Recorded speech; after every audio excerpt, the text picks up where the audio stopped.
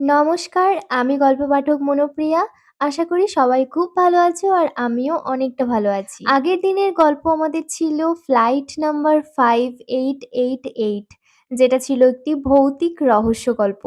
তো গল্পটি তোমাদের কেমন লেগেছিল সেটা আমাকে অবশ্যই কিন্তু কমেন্ট করে জানিও। গল্পটা কিন্তু পুরোটা আমার চ্যানেলে আপলোড করা রয়েছে, চাইলে অবশ্যই দেখে আসতে পারো।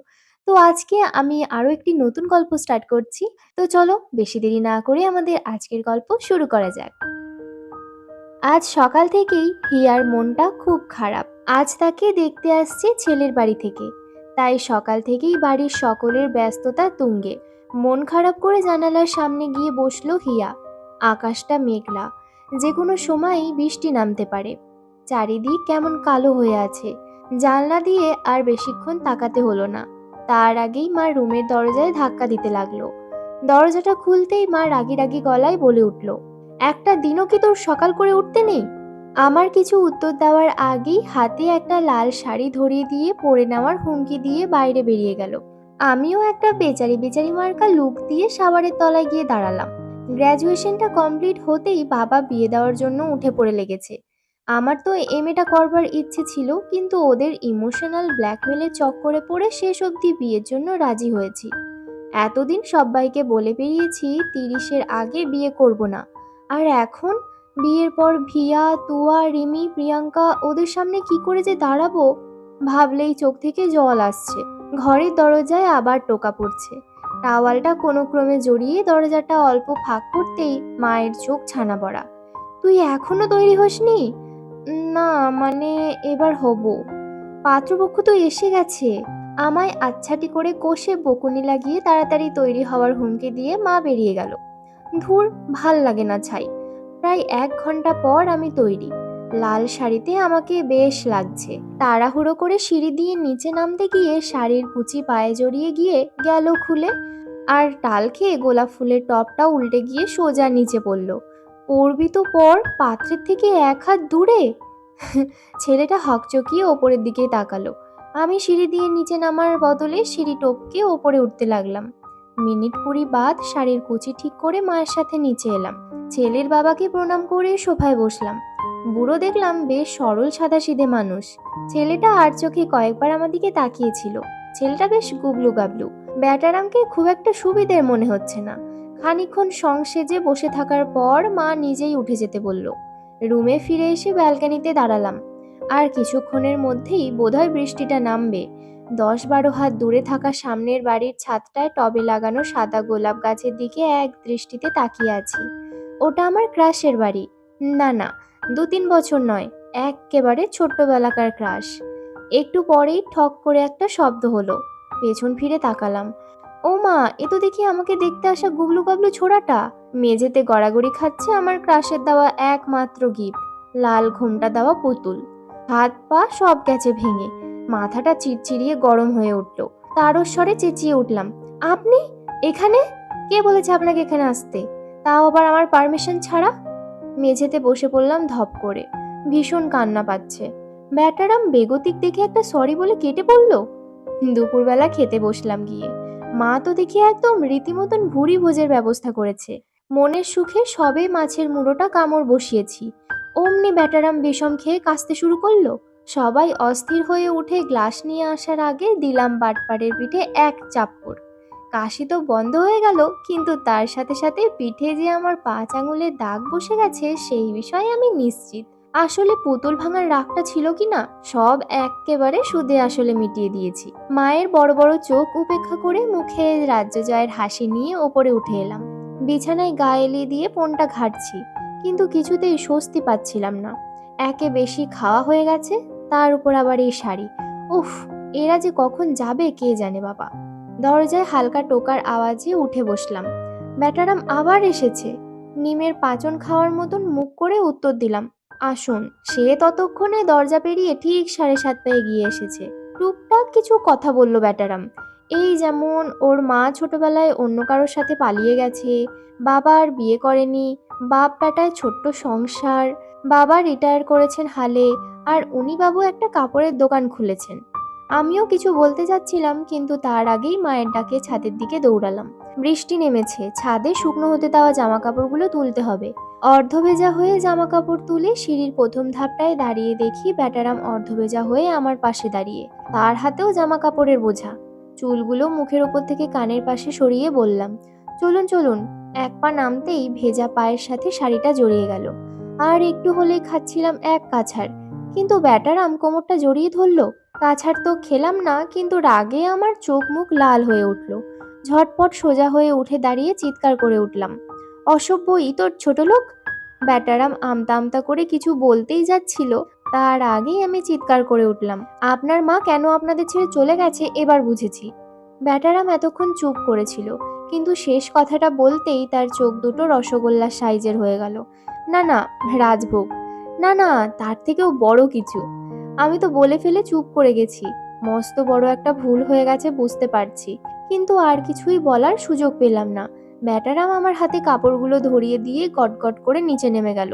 আমিও নিচে নেমে এলাম, কিন্তু ততক্ষণে সে চৌকাঠের বাইরে। দৌড়ে গিয়ে আমার রুমের জানলার সামনে দাঁড়ালাম। ব্যাটারাম গড়গড়িয়ে হাঁটছে। ওমা, আমার ক্রাশ আবার দেখি ওই রাস্তা দিয়েই ফিরছে। দুজনেই যে যার রাস্তায় চলে গেল। আমার দিকে কেউ ফিরেও তাকালো না। একটু পরেই মোর মাথায় রাখা গাড়িটা নিয়ে এসে ব্যাটারাম বুড়োটাকে নিয়ে চলে গেল। আমি চুপচাপ খাটে গিয়ে শুয়ে পড়লাম, কিন্তু মনের মধ্যে একটা অনুশোচনা বোধ কাজ করছে। ধ্যাত, রেগে গেলে কেন যে আমার মাথা ঠিক থাকে না কে জানে। কদিন পর ঘুরতে ঘুরতে বিভা অর্থাৎ আমার বেস্ট ফ্রেন্ডের সাথে রেস্টুরেন্টে ঢুকলাম। খাবার আনার জন্য বিভাকে পাঠিয়ে দিয়ে আমি ওয়েট করছি। হঠাৎ কাউন্টারের দিকে চোখ আটকে গেল। আরে ওটা ব্যাটারাম না? কিন্তু ব্যাটারাম করছেটা কি? চটপট ফোনটা খুলে ভিডিও করতে শুরু করলাম। ব্যাটারামের হাতটা আস্তে আস্তে বিভার কোমরের দিকে এগিয়ে যাচ্ছে। রাগে গা জ্বলতে লাগলো। আজকে ভিডিওটা নিয়ে গিয়ে মা বাবাকে দেখাবো। কিন্তু আমার সব ভাবনা চিন্তার অবসান ঘটিয়ে ব্যাটারামের হাত বিভার কোমরে পৌঁছানোর আগেই ওড়নার কাছে স্থির হলো। তারপর বিভার ওড়নার ভাঁজে হাতটা আলতো করে মুছে খাবার নিয়ে ব্যাটারাম পাশের টেবিলে বসে পড়ল। আমি তো প্রায় চমকেই উঠেছিলাম। ব্যাটারাম তো তলায় তলায় খুব শয়তান দেখছি। দুজন মিলে অনেক আনন্দ করে বাড়ি ফিরলাম। বাড়ি ফিরে মাকে ভিডিওটা দেখালাম। মা তো হেসেই খুন। মায়ের মতে ব্যাটারাম নাকি বড্ড ভালো, কেবল আমার মতো একটু বদমাইশ। দুধ চাই আর ভালো লাগে না। আজ সকালবেলায় ঘুম থেকে উঠে আমি দারুণ খুশি। আজ 19শে জুন, অর্থাৎ আজ আমার জন্মদিন। আনন্দের অতিশয্যে কোনো ক্রমে একটু ফ্রেশ হয়েই নিচে দৌড় দিলাম। বাবার একমাত্র আদরের মেয়ে হওয়ায় চিরকাল এই দিনটা একটু স্পেশাল ভাবেই কাটে। কিন্তু নিচে নেমেই আমার মুডের 12:24। এবারে কাকু কাকিমণি দাদু দিদান কেউ আসছে না, সবাই নাকি ভীষণ ব্যস্ত। তার বদলে এবারে আসছে ব্যাটারাম আর বুড়ো। গোটা কয়েক বন্ধুকে ডাকার ইচ্ছে ছিল, কিন্তু ব্যাটারাম আসছে শুনেই আর কাউকে ডাকার ইচ্ছে হলো না, এমনকি বিভাকেও না। মুখটা বেজার করে আবার ওপরে উঠে গেলাম। নিজেকে ডুবিয়ে দিলাম শার্লক হোমসের গল্পের বইয়ে। ঘোর কাটলো দরজায় হালকা টোকার শব্দে। এই ব্যাটারামটা সব সময় উল্টো সময়ে এসে হাজির হয়। কিন্তু আগের বারের কথা মাথায় রেখে হাসি মুখে আসতে বললাম। আগের দিনের জন্য সরিও বললাম। ব্যাটারামও সরি বলল। যাক, ব্যাটারামের যে তবু ভুল স্বীকার করার ক্ষমতা আছে সেটা জেনে ভালো লাগলো। দুজনে মিলে খোশ গল্প জুড়েছি। আমার কলেজের গল্প, আমার ছোটবেলার কাহিনী, আমার বন্ধুদের গল্প। ঘড়ির দিকে তাকিয়ে চমকে উঠলাম। 9:30 বাজছে। আমার ক্রাশের সামনের রাস্তাটা দিয়ে হেঁটে যাওয়ার সময় এটা। ব্যালকানিতে গিয়ে দাঁড়ালাম। ব্যাটারামও দাঁড়িয়েছে। আমি উৎসাহের চোটে বলেই ফেললাম, ওই যে আমার ক্রাশ। ব্যাটারাম আমার দিকে ভুরু কুঁচকে তাকালো, তারপর চুপচাপ তাকিয়ে রইল রাস্তার দিকে। ক্রাশের রাস্তা পার হওয়ার পরেই আমি শুরু করলাম আমার ক্রাশের কাহিনী। ছোটবেলায় সরস্বতী পুজোয় একসাথে অঞ্জলি, পাড়ার দুর্গাপুজোয় মানুষের মাথার ফাঁক দিয়ে চুরি করে তাকে দেখা, আমার জন্মদিনে তার দেওয়া পুতুলটা, তার কালি ফুরোনো 3টে পেন, স্কুল ড্রেসের একটা ছেঁড়া বোতাম, তার খাওয়া আইসক্রিমের কাঠি, আর তার খাতার একটা ছেঁড়া পাতা। সব রেখে দিয়েছি একটা কাঠের বাক্সে তুলে। আজ বাক্সটায় ধুলো ঝেড়ে সব জিনিসপত্রগুলো ব্যাটারামের সামনে মেলে ধরলাম। তারপর ব্যাখ্যা করতে শুরু করলাম এক একটাকে। ব্যাটারামও মন দিয়ে শুনছে সবটা। দুপুরে মায়ের ডাকে খেতে নামলাম দুজনেই। মা আমার দিকে তাকিয়ে মুচকি হাসছে। মায়ের এই হাসিটার কারণ আমি বুঝি। অন্যদিন হলে মায়ের উপর হেব্বি রেগে যেতাম, কিন্তু আজ আমি খুব খুশি, তাই আর রাগ দেখালাম না। আমার ক্রাশের ব্যাপারটা এর আগে কাউকে বলতে পারিনি, এমনকি বিভাকেও না। কে জানে ও তাহলে আমাকে কি ভাবতো। আজ প্রথম কাউকে বলতে পেরে মনটা বেশ খুশি খুশি লাগছে। দুপুরে সবার সাথে বসে আড্ডা হলো খানিকক্ষণ। তারপর ঠিক 3:15 সময় ব্যাটারামের হাত ধরে ওপরের দিকে দৌড়ালাম। মা বাবা বুড়ো আমাদের দিকে তাকিয়ে হাসছে। কিন্তু আমার এত ভাবনা চিন্তার সময় নেই। আমার ক্রাশের ফেরার টাইম হয়ে গেছে। ব্যালকানিতে গিয়ে দাঁড়ালাম দুজনেই। ওই দূরে আসছে আমার ক্রাশ। আসলে ওর একটা রেস্টুরেন্ট আছে গলির মোড়ে, সেটাই বন্ধ করে ফেরে এখন। তারপর আবার বিকেলে খোলে। আমি মন দিয়ে আমার ক্রাশের শার্টের ভেতর থেকে ফুটে ওঠা বাইসেপস দেখছি। হঠাৎ দেখলাম ব্যাটারাম একটা লাল গোলাপ কোথা থেকে নিয়ে এসে ছুঁড়ে দিয়েছে আমার ক্রাশের দিকে। ভয়ে আমার হার্টবিট বেড়ে দ্বিগুণ। আমার ব্যালকানির দিকে এই এত বছরে প্রথমবার তাকালো ও। তাকিয়ে দেখি ব্যাটারাম লুকিয়ে পড়েছে। আমিও এক দৌড়ে রুমের ভেতরে ঢুকে আসলাম। ব্যাটারামের পিঠে খান কয়েক কিল ঘুষি বসিয়ে দৌড়ে নিচে পালিয়ে গেলাম। এর পরের দিনগুলো থেকে আমার ক্রাশ রোজ যেতে আসতে ব্যালকানির দিকে তাকায়। দুজনের চোখাচোখি হলেই আমি লজ্জা পাই খানিক। তাও রোজ তার আসার অপেক্ষায় রাস্তার দিকে তাকিয়ে থাকি। আজ ব্যাটারামের ফোন নাম্বারটা মায়ের কাছ থেকে জোগাড় করেছি। মায়ের মুচকি হাসিটার মানে আমি বেশ ভালোই বুঝি, কিন্তু মাকে এত সব বোঝানো যাবে না। রাত্রে ব্যাটারামকে ফোন করলাম, একটা থ্যাঙ্কস দিলাম সারাদিনের জন্য। ও ওইভাবে গোলাপটা না ছুঁড়লে আমার ক্রাশ আমার দিকে কোনোদিনই হয়তো তাকাতো না। সে যাই হোক, ওর কাছ থেকে আরো কিছুটা বুদ্ধি চাইলাম। ব্যাটারামের অনেক বুদ্ধি। আসলে এর পরের স্টেপ কি হবে সেটাই ভাবছি। প্রায় 1 সপ্তাহ কেটে গেল সেই থেকে। ব্যাটারাম এত ব্যস্ত যে ফোন রিসিভই করছে না। আর আমার ক্রাশ আগের মতোই রোজ যাওয়া আসার পথে ব্যালকানির দিকে তাকিয়ে স্মাইল দিতে লাগলো। তাকে নিয়ে আমার কোনো সমস্যা নেই। আমার যত সমস্যা সব ব্যাটারামকে নিয়ে। আজ আর রাগ সামলাতে না পেরে তার কাপড়ের দোকানে এসে হাজির হলাম। ওমা, কাপড়ের দোকান কোথায়? এই তো শপিং মল। ব্যাটারাম শপিং মলের মালিক। সে যাই হোক, এখন গুটিসুটি পায়ে ভেতরে ঢুকলাম। না, ব্যাটারামের কোথাও দেখা পাচ্ছি না। কাউকে যে জিজ্ঞাসা করব সেও সমস্যা, কারণ ব্যাটারামের নামখানাই আমার জানা নেই। আমার রাগের পারদ আরো বাড়তে থাকলো। শেষে একজন কর্মচারীকে পেয়ে জিজ্ঞাসা করেই ফেললাম, আপনাদের মালিক কোথায়? সে বেচারা ভ্যাবাচ্যাকা খেয়ে উত্তর দিল, কেন ম্যাম, এনি প্রবলেম? ধ্যাত, ওদের দ্বারাই কিছুই হবে না। ব্যাটারামকে ফোন করলাম। ব্যাটারামের সাথে সেদিন দেখা হয়েছিল। ব্যাটারাম আজ একটা রেস্টুরেন্টে ডেকেছে, তাও আবার একটু সেজে গুজে। ওর কোনো বন্ধুর সাথে দেখা করাবে। কি আর করা, যেতে হবে। ঘড়ির দিকে তাকিয়ে দেখি 4:45। কোনো ক্রমে কানের ঝুমকোটা পড়তে পড়তে দে দৌড়। পাক্কা 43 মিনিট লেট আমি। রেস্টুরেন্টে এসে ব্যাটারামকে ফোন করতেই ও এগিয়ে এসে আমাকে নিয়ে গেল একটা টেবিলের দিকে। বলে উঠল, এই যে আমার বন্ধু আকাশ। আকাশ, এ হলো হিয়া। চেয়ারটার বসে একটা নমস্কার জানাতেই যাচ্ছিলাম, কিন্তু ব্যাটারামের বন্ধুর দিকে তাকিয়ে চমকে উঠে দাঁড়িয়ে পড়লাম। আমার সামনে বসে আছে আমার ছোটবেলার ক্রাশ আকাশ দা। আমার মুখের অবস্থা দেখে দুজনেই হাসছে। ব্যাটারামের দিকে তাকালাম। সে এখন 32 পাটি দাঁত বার করেও হাসছে। হেব্বি রাগ হলো।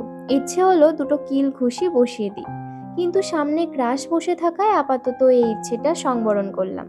সেদিন বাড়ি ফিরে কয়েকটা লাল গোলাপ সেই কাঠের বাক্সটায় তুলে রাখলাম। হ্যাঁ, আজ আমার ক্রাশ আমাকে প্রপোজ করেছে। আমার এতদিনের স্বপ্ন আজ সত্যি হলো। ব্যাটারামকে পরে এর জন্য একটা ট্রিট দিতে হবে। বিভাগেও সব জানাতে হবে। সত্যি আজ আমি খুব এক্সাইটেড। আমার সাথে আকাশের সম্পর্কটা মাস দুয়েকের হলো। রোজ রাত জেগে কথা হয় ওর সাথে। সপ্তাহে 3 দিন দেখাও হয়। কিন্তু এখন ব্যাটারামের সাথে যোগাযোগটা কমে গেছে। ফোন করেই না প্রায়।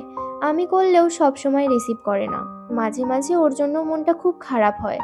আজ আমার ভীষণ জ্বর। সবে শীতটা পড়েছে। লেপের ভেতরে ঢুকে আরাম করে শুয়ে আছি। একটু আগেই মায়ের দেওয়া ওষুধ খেয়ে মুখটা একদম তেতো হয়ে আছে। হালকা ঘুম ধরেছে সবে। এমন সময় দরজায় সেই পরিচিত ঠকঠক। এক লাফে উঠে বসলাম। আমার সামনে দাঁড়িয়ে ব্যাটারাম। একটু রাগ দেখাবো ভেবেছিলাম, কিন্তু তার পারছি কোথায়। কপালে হাত দিয়ে একটু তাপমাত্রাটা মাপার চেষ্টা করছে ব্যাটারাম।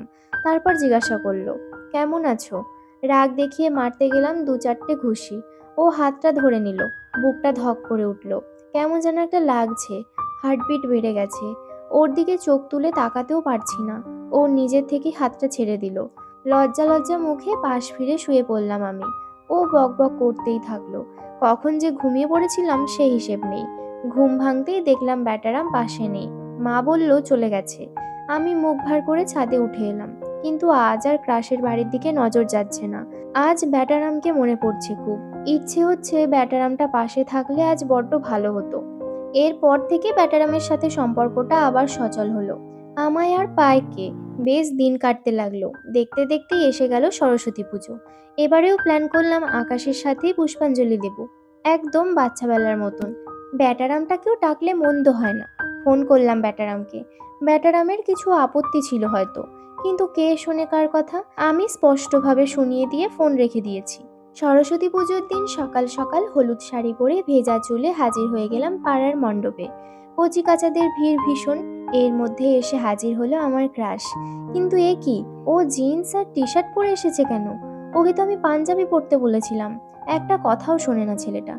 সব সময় নিজের ইচ্ছে মতো চলে। দ্যাট ভালো লাগে না ছাই। এদিকে ব্যাটারামটাও এখন এসে হাজির হয়নি। বারবার ফোন লাগালাম, কিন্তু তুলছেই না। মাঝখানে একবার আকাশ অর্থাৎ আমার ক্রাশ এলো। আমায় নাকি দেখতে অসাধারণ লাগছে সেটাও বলে গেল।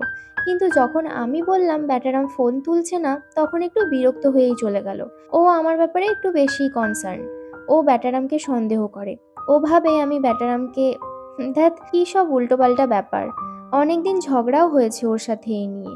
একটু পরেই ব্যাটারাম নীল পাঞ্জাবি পরে এসে হাজির। ব্যাটারামকে অসাধারণ দেখতে লাগছে। ছোটবেলায় দেখলে ওকেই হয়তো আমার ক্রাশ বানাতাম। নিজের মনেই নিজেই হেসে উঠলাম। একসাথে পুষ্পাঞ্জলি দিলাম তিনজন। আমি বারবার আর চোখে ব্যাটারামকে দেখছি। ইস, কি সুন্দর দেখতে লাগছে। তারপর ক্রাশ এসে আমায় বাইরে বেড়াতে যাওয়ার জন্য বলল, তাও আবার বাইকে। আমি এক কথায় রাজি হয়ে গেলাম।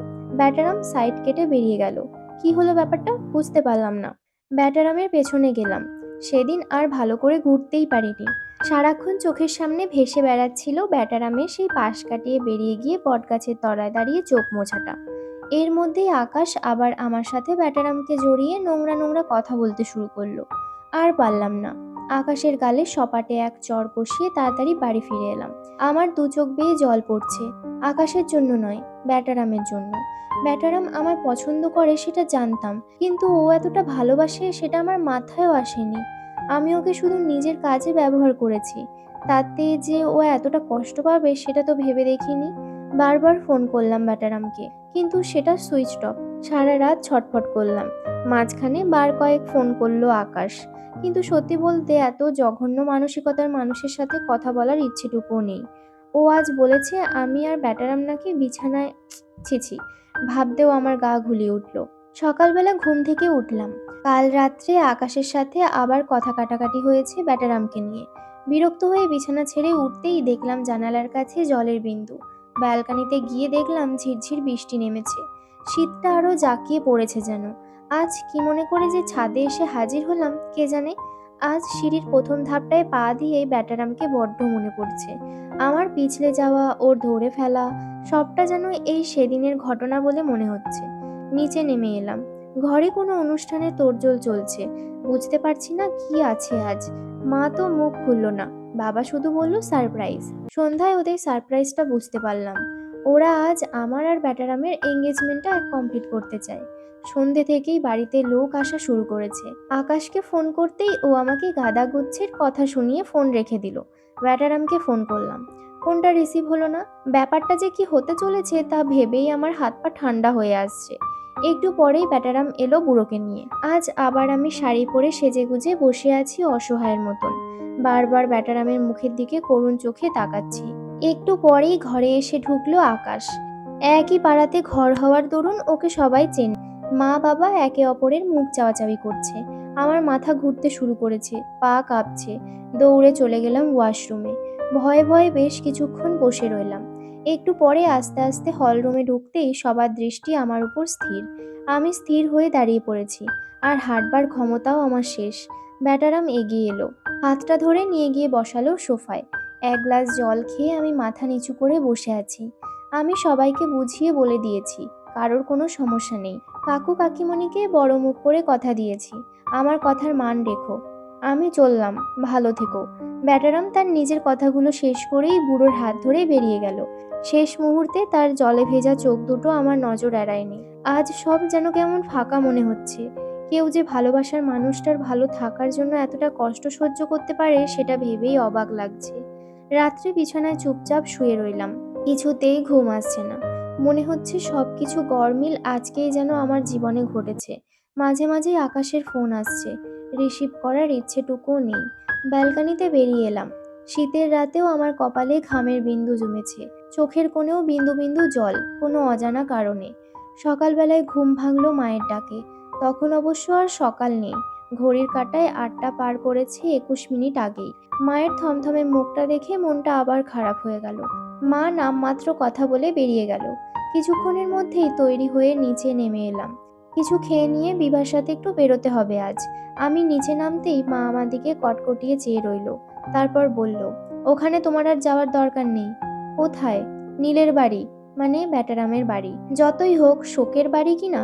হয়তো তোর দেওয়া আঘাত সহ্য করতে পারল না মানুষটা। কাদের শোকের বাড়ি? কি হয়েছে? নীলের বাবা কাল রাত্রে হার্ট অ্যাটাকে মারা গেছেন। ধপ করে বসে পড়লাম চেয়ারে। আমার মাথা কাজ করছে না আর। সত্যি হয়তো মায়ের কথাটাই ঠিক। আমার দেওয়া আঘাতটা সহ্য করতে পারেনি বুড়ো মানুষটা। ব্যাটারামের মুখটা চোখের সামনে বারবার ভেসে উঠল। ওর তো মাও নেই। আর আজ বাবা, ওর তো শিকড়ের টানটাই ছিঁড়ে গেল। মা বিড়বিড়িয়ে উঠল, ছেলেটাকে সাবধানে রেখো ঠাকুর, যদি ও কিছু করে বসে। মুখে আঁচল চাপা দিয়ে মা রান্নাঘরে চলে গেল। আমার মাথার মধ্যে মায়ের শেষ কথাগুলো ঘুরপাক খাচ্ছে। ঘর থেকে বেরিয়ে রাস্তার দিকে দৌড়ালাম। মিনিট ৩০ পরে যখন ব্যাটারামের ঘরে এলাম তখন প্রায় ১০টা বাজছে। খুব একটা ভিড় নেই, শুধু জন কয়েক লোক এক কোণে দাঁড়িয়ে। ব্যাটারামকে দেখলাম থামে হেলান দিয়ে চোখ বন্ধ করে বসে আছে। সামনে গিয়ে ডাকতেই সামনের দিকে আঙুল দেখিয়ে বলল, লাশটা ওই দিকে। চোখ ফেটে জল আসছে আমার। বুড়োর দিকে এগিয়ে গেলাম। মনে পড়ল আমার জন্মদিনের দিন ব্যাটারামের হাত ধরে টেনে ওপরে নিয়ে যাওয়ার সময় বুড়োর ফোগলা হাসিটা। আজও বুড়ো সাদাসিধে মুখটায় ফোকলা হাসি লেগে আছে। বুড়োর পায়ের কাছে গিয়ে চুপচাপ বসে রইলাম। কিছুক্ষণের মধ্যেই বুড়ো খাটিয়াতে চেপে চলে গেল। গোটা ঘরটায় ৪-৫ জন লোক আছে আর। চুপচাপ উঠে এলাম আমি। বাড়িতে ফিরে এসে সোজা শাওয়ারের তলায় গিয়ে দাঁড়ালাম। চিৎকার করে কাঁদছি, ভগবান বুড়োকে সুখে রেখো। প্রায় ৩০ মিনিট পর যখন বেরোলাম তখন মা সামনে দাঁড়িয়ে। হয়তো আমার কান্নার আওয়াজ শুনতে পেয়ে উঠে এসেছে। আমায় জড়িয়ে ধরে মাও কেঁদে ফেলল। আমার চোখ থেকেও নীরবে জল ঝরছে। যাওয়ার সময় মা বলে গেল, ছেলেটা বড্ড ভালো রে মা, আজ এতটা কষ্ট পেল। জ্বর আসছে আমার, গায়ের তাপমাত্রা ক্রমশই বাড়ছে। জ্বর সারতে দিন ১৫ লাগলো। অন্যবারে এতটা হয় না, এবারে একটু বেশি দুর্বল লাগছে নিজেকে। আর ১ সপ্তাহের মধ্যে আমার বিয়ে আকাশের সাথে। আকাশের জেদের কারণেই এত তাড়াতাড়ি করতে হচ্ছে। কিন্তু সে সব নিয়ে আমার কোনো মাথা ব্যথাই নেই। কারণ ভালোবাসাটা ঠিক কাকে বলে তা আমার জানা হয়ে গেছে। হ্যাঁ, আমি ব্যাটারামকে ভালোবাসি। আমার বিয়ের আর ৪ দিন বাকি। আজ ১৭ বার চেষ্টা করার পর ব্যাটারাম ফোল তুলেছে। ওকে আজ বাড়িতে আসতে বলেছি। কাজের অজুহাত দিল ২-১ বার, কিন্তু ওসবে আমি কান দেইনি। আজ ওকে বলেই দেব ভালোবাসি। বাড়িতে জানিয়ে দেব সব। বারবার আয়নার সামনে দাঁড়িয়ে প্র্যাকটিস করছি। একটু পরেই ঘরের কলিং বেলটা বেজে উঠতেই দেওয়ালে কান পেতে শুনলাম ব্যাটারামের গলা। কতদিন শুনিনি এই আওয়াজটা, আজ শুধু শুনে যেতেই ইচ্ছে করছে। মিনিট ৫ পর সিঁড়িতে পায়ের শব্দ শুনে গোলাপ ফুলটা বালিশের তলায় লুকিয়ে রাখলাম। সেই পরিচিত মুখটা আজ এতদিন পর আমার রুমের দরজায় ঠকঠক আওয়াজ করলো। ব্যাটারামের দিকে তাকিয়ে রইলাম হাঁ করে। এ কি অবস্থা হয়েছে ওর? অনেকটা রোগা হয়ে গেছে, চোখের তলায় কালি, মুখটাও বড্ড শুকনো। আর চোখের দৃষ্টি, না, ওটার সামনে দাঁড়াবার ক্ষমতা আমার আর নেই। মুখটা নিচু করে বসে আছি। ও নিজে থেকে এসে বসলো বিছানায়। হাসি মুখে জানালো বিয়ের কার্ড পেয়েছে। আমার মুখে কথা ফুটছে না। ধীরে ধীরে জিজ্ঞাসা করলাম, তুমি কি আমায় কাকুর মৃত্যুর জন্য দায়ী মনে করো? প্রশ্নটা এড়িয়ে গেল। কিছুক্ষণ উদাসভাবে তাকিয়ে রইল ব্যালকনির দিকে। ততক্ষণে আমার মনে হাজারটা হিরোশিমা, হাজারটা নাগাসাকি জ্বলে ছাই হয়ে গেছে। আর টুকটাক ২-১টা কথা বলার পর আমার হাত দুটো জড়িয়ে ধরল ও। দৃঢ়ভাবে বলল, কাকু কাকিমণিকে কথা দিয়েছি তুমি আকাশের সাথে সুখে থাকবে, কথা রেখো। আমার ২ চোখ বেয়ে জল নেমেছে। ওর চোখের কোণ দুটো চিকচিক করছে। দ্রুত পদে নেমে গেল ও। ফিরেও তাকালো না আর। বালিশটা মেঝেতে ছুঁড়ে ফেললাম আমি। ছোট্ট লাল গোলাপটা মুষ্টিবদ্ধ করেই বিছানার চাদর ভেজাতে থাকলাম। হাজারটা হিরোশিমা, হাজারটা নাগাসাকির জ্বালা ছাই চাপা দিয়ে আকাশকে বিয়ে করব আমি, শুধু ব্যাটারামের কথা রাখার জন্য। কারণ ওর কথা রাখাটাই হবে আমার ভালোবাসার প্রমাণ। বিয়ের দিন লাল বেনারসিতে অনেকক্ষণ অপেক্ষা করছিলাম। না, সে আসেনি। তারপর আর কোনো যোগাযোগ নেই তার সাথে। বাড়ি, দোকান সব বিক্রি করে দিয়ে চলে গেছে কোনো অজানা ঠিকানায়। আজ শুধু মন খারাপের রাতে তার গলাটা শুনতে পাই। তো এভাবে গল্পটা শেষ করলাম। গল্পটা কেমন লাগলো তোমাদের জানিও। গল্পটা যদি ভালো লেগে থাকে তাহলে ভিডিওটাতে লাইক করে দিও, আর যদি নাও ভালো লেগে থাকে তাহলেও ভিডিওটাতে লাইক করে দিও প্লিজ। তোমরা ভিডিও তো দেখো কয়েকজন মাত্র, তাও লাইক দাও না। কেন দাও না? কতক্ষণ ধরে আমি এডিট করি, বিশ্বাস করো অনেক কষ্ট হয়। তার উপর আবার এত নেল আর্ট, ও মাই গড। তোমরা প্লিজ একটু সাপোর্ট করো গাইস। যাই হোক, তো তোমাদের এই গল্পটা থেকে একটাই কথা বলবো যে এরকম কোনো ছেলের সাথে মোটেও সম্পর্কে যেও না যে তোমাকে ভালো রাখবে না। সে যতই দেখতে ভালো হোক, লুকস, বিশ্বাস করো কয়েকদিন পর লুকস চলেই যাবে বয়সের সাথে সাথে, কিন্তু একটা সময় পর তোমার ভালোবাসাটাই, তোমার প্রতি তার ব্যবহারটাই সবথেকে মেন জিনিস হয়ে দাঁড়াবে। একটা সময় পর এই কাজ-বাজ, টাকা-পয়সা, চেহারা এসব কোনো কিছুই ম্যাটার করবে না। শুধু একজন সুন্দর মনের মানুষ, সুন্দর ভালোবাসার মানুষ প্রয়োজন হবে, যে তোমার হাতটা শক্ত করে ধরবে। তাই এই সমস্ত ছেলেদের থেকে দূরেই থাকো যারা দেখতে সুন্দর কিন্তু অন্তরে বিষে ভর্তি। যাই হোক, তো সবাই খুব ভালো থেকো, সুস্থ থেকো। ও হ্যাঁ, নেক্সট গল্প আসছে তোমাদের ভোটের উপর নির্ভর করে। আমি যেটা কথা দিয়েছিলাম সেটা অবশ্যই রাখবো। তো ততক্ষণ সবাই ভালো থেকো, সুস্থ থেকো। আর চলো আজকের জন্য টাটা।